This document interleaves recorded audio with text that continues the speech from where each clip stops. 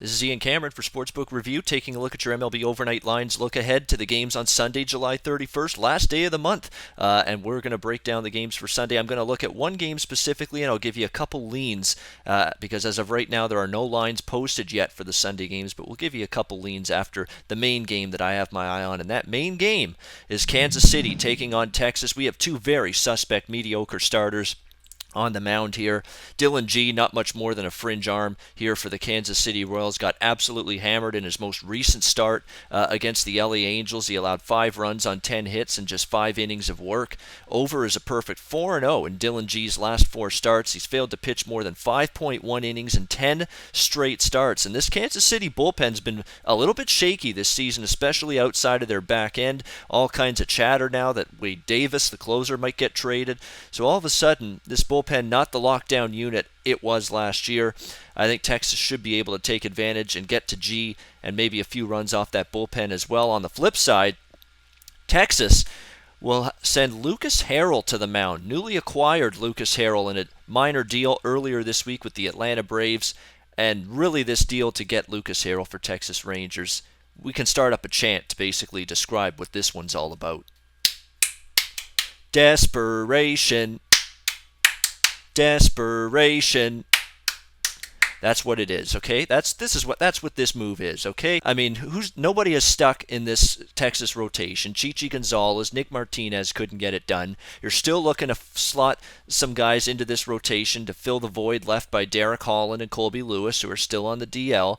You know, Yu Darvish has been in and out, so you pick up Lucas Harrell, and Lucas Harrell, can be serviceable at times. I don't want to take anything away from him, but really, he's a mediocre pitcher. He's not going to be a guy that you can trust start in and start out to be the stopgap to basically patch up this patchwork Texas rotation. I mean, he's got a 3.38 ERA, but you look at all the advanced stats, xFIP, xFIP, and Sierra, 3.68, 5.16, 4.98 respectively, way above that ERA. Tells you that Harrell is not exactly long for a major league starting rotation these days, and his last start pitching here in Arlington came back in 2013 when he was a member of the Houston Astros, and I'll tell you what, it doesn't inspire confidence that he's going to pitch well here against Kansas City. He allowed 9 runs in just 2.1 innings when he last pitched here in Arlington.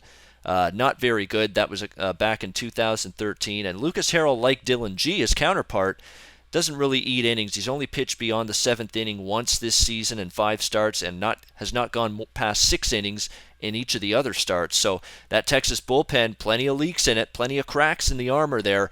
I think Kansas City's going to see that group a little bit and be able to score some runs off it. No total yet for this game. Again, lines haven't been posted yet as of this recording, but I'd expect the total to be in that 9.5, 10, 10.5 range, much like it's been throughout this series. If it's anything in that range, I think it warrants a bet over the total. That's what I'll be looking at, over the total in this game, Kansas City, Texas, on Sunday, July 31st. What other games have we got? We've got Andrew Kashner making his first start for the Marlins against Carlos Martinez and the Cardinals. Marlins are really coughing up a lung so far in this series against St. Louis. They couldn't win with their ace, Jose Fernandez, against St. Louis. Got blown out in the Friday night game. I've got concerns that the moment and the pressure of the moment is maybe a little too big for Miami. This is a big series. Both of these teams jockeying for position in the wild card race in the National League, and Miami doesn't look like they're up to the task right now. They look like they're sort of stumbling under the pressure of the moment. So I've got my concerns. Andrew Kashner, to me, he's been better since the All-Star break, but I don't want to rush to back him here, especially with St. Louis playing really good baseball right now, and Carlos Martinez still a capable pitcher. Maybe a lean to the Cardinals there, even though Kashner's going to be motivated to come up with a big start in his Marlins debut. We've got Liriano against Garza, Pittsburgh, Milwaukee. Garza, to me, is actually a guy that he's still getting hit, but his velocity's up, he's throwing harder, he's starting to get more strikeouts. Maybe he's turning a corner, so we'll see what happens here. I'm not going to get involved in that game, but maybe Matt Garza's starting to turn a corner, pitch a little bit better. We'll see if that continues. Gio Gonzalez, Matt Cain, Washington, San Francisco, lean over in that game. We'll see where the total comes out. Corbin against Norris, Arizona Dodgers. Bud Norris has been great at Dodger Stadium. He's struggled on the road this year, but at Dodger Stadium since joining this LA team, he's been very good, and I want no part of Corbin. The problem with backing the Dodgers, though, as much as I want to fade Corbin, as much as I've been fading Corbin, this season.